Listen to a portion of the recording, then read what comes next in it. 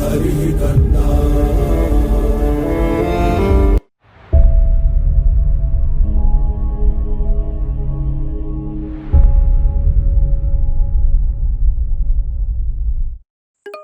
Now it's a wrap for non-probability sampling. With this, we have covered all four non-probability sampling techniques.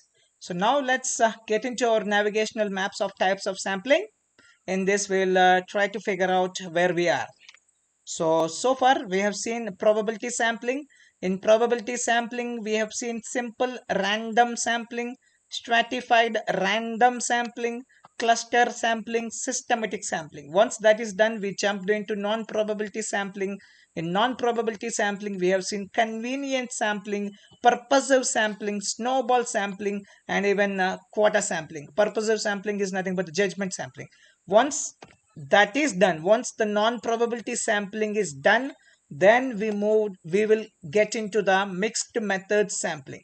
So in mixed method sampling, we will see sequential sampling as well as embedded sampling. Okay, so now the question arises, what itself is mixed sampling? Because we have been listening probabilistic and non-probabilistic, or probability or non-probability sampling. What is this mixed method sampling?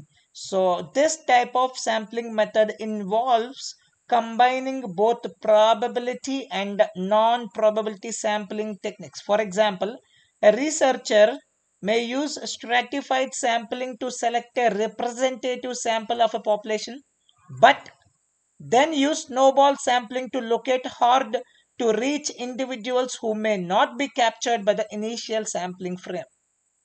So mixed sampling is often used when the population is large and diverse, and different sampling techniques are needed to capture the full range of individuals with the population.